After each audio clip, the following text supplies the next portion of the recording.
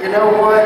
We can make this our home. I'm going to turn you into your personal flower vase. Now, we'll tell you, if you try this one at home, your mom will not be proud if you bring her flowers like this on Mother's Day. But we had to find a way to make this truly an electric act, a way to make it shocking for our audience. So we added in 10,000 volts of electricity. What Cora has in her hand is a shock light taser.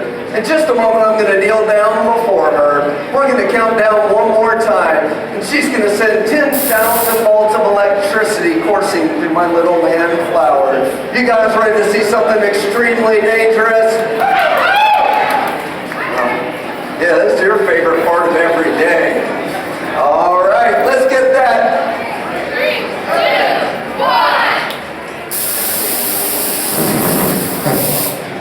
Woo! Everybody give it up for the electric blockhead. Whoa. Just so you know, that is a great alarm clock now for me. She will pop that thing off in the morning when it's time to go to the show. I move quicker than lightning to avoid that thing. Oh, what you got? Oh, we got right here is a LED wire. So Corey is going to show you the quickest, the fastest, the most efficient way to remove dirty thoughts from your mind. It is better than Jack Daniels. It is better than tequila. And it will lower your IQ points each time by 3. It is mental floss. Just a moment, Corey is going to take this strand. She's going to place it into her nose, push it all the way to the back of her throat, drag it out of her mouth, and rock it back and forth, all for your sick entertainment. You guys ready to see something a little bit more weird? All right.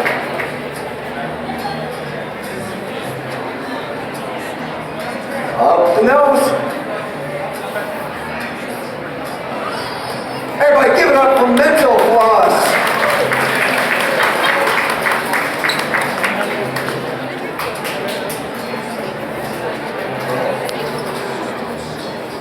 But then we're going to go back to danger. This one right here is a tribute to my dad. He was always full of advice for me. Most of it I did not take. As I got into high school, there was one phrase that he told me in increasing frequency. It was like, son, if you're going to be dumb, you better get tough. And I didn't find a way to get any smarter, so it's time to get a little bit tougher. What we got here is a P90 critter trap. This guy is made to catch little squirrels, little raccoons, stuff like that. Just a moment, we're going to take this, we're going to set this on the stage. I'm going to plunge my hand into it all for your entertainment. We've grabbed a little tester over there to show you that this is 100% real deal rusted steel. We got a little tester carrot. Need a sponsorship by WD-40. All right, everybody gather in close so you can take a look.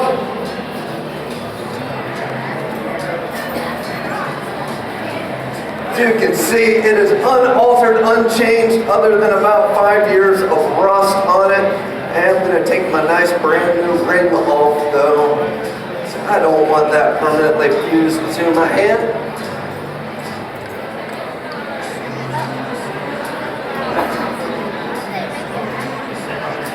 All right, can everybody see? This is your last chance to scoot up a little bit closer. Oh, look at that. All right, all we need are those magic numbers up. 3, 2, 1.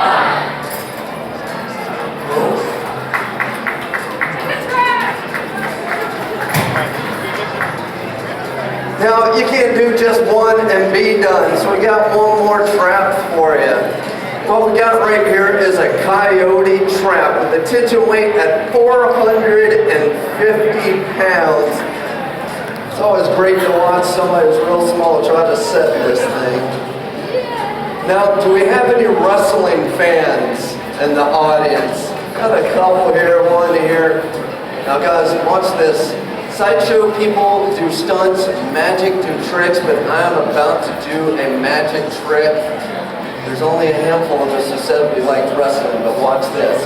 Does anybody here like Ric Flair? Yeah! Now notice, I want y'all hardcore fans to know this. Everybody knew who Ric Flair was. Exactly. The Nature Boy growing up was my favorite wrestler, and this is my tribute to him. Instead of my hand, in just a moment, I'm going to do a flying elbow drop into this coyote trap. So for this one, we're going to do the regular countdown. We're going to do 3, 2, 1, but then we're all going to go, woo! And then I'm going to fly down into this trap. You guys ready for that? All right, let's hear it. Give me that 3, 2, 1.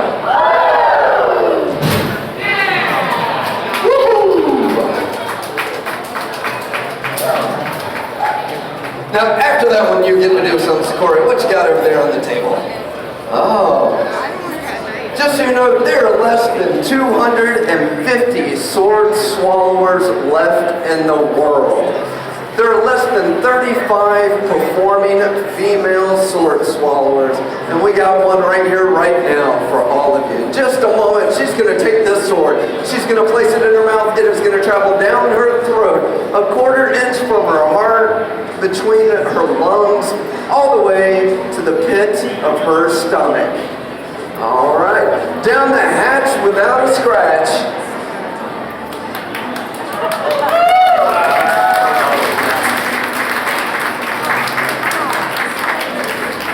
Now, what I didn't tell you earlier, there is only one female sword swallower who holds the title of the world's most daring, most dangerous female sword swallower alive, and that is Sikoria the kitten. With acts just like this one, not only will this go into her mouth, down her throat, 1/4 inch from her heart, between her lungs, all the way into her stomach. If you notice by its curvy, its kinky nature, it is going to displace her trachea back and forth the whole way down. But we're going to take that danger up even another notch. Is there anybody in this audience brave enough for a once-in-a-lifetime opportunity to pull a sword from a female sword swallower? Come on up.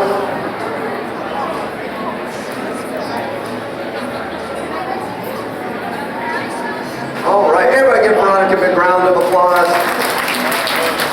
Now, Veronica, I got a question for you. Are these your kids over here? All right. Now, this does require a really strong pull-out game. Do you think your pull-out game is going to be good enough for it? Obviously not. Well, we're going to practice here real fast. In just a moment, like I said, it's going to go into her mouth, down 3/4 inch from her heart, between her lungs, all the way into her stomach. She's going to take a bow towards all these beautiful people. She's going to turn towards you. You're just going to take the tip. It always just starts that way. Several times sometimes. And then you just pull straight out. I don't want to hear that the dog barked. I don't want to hear that the phone rang. You can't think about baseball or grandma. That's fine. All right. Are you guys ready for this one? All right. Over the lips, past the gums.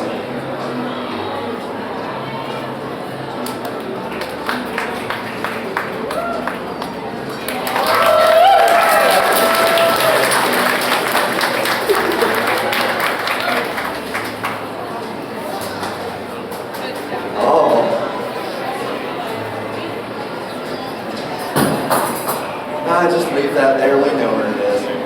What we have here is a very special sword. It comes with its own name. This sword is known as Teeth Breaker. It weighs in at just over 14 pounds.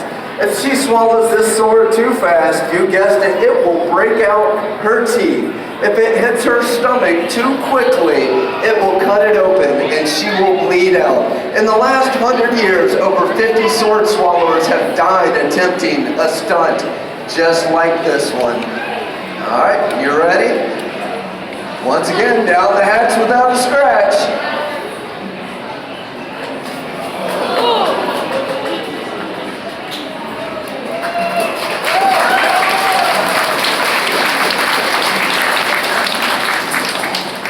But she's got one more stunt for you this round.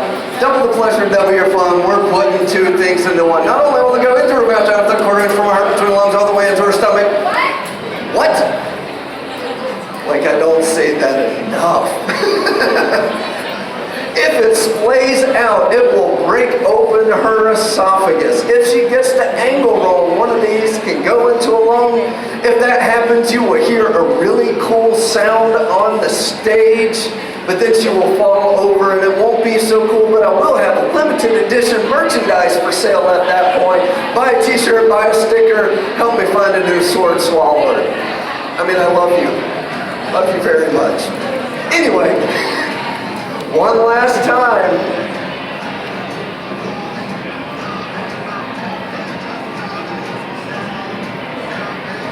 And just to up the danger, she's going to take them out one at a time.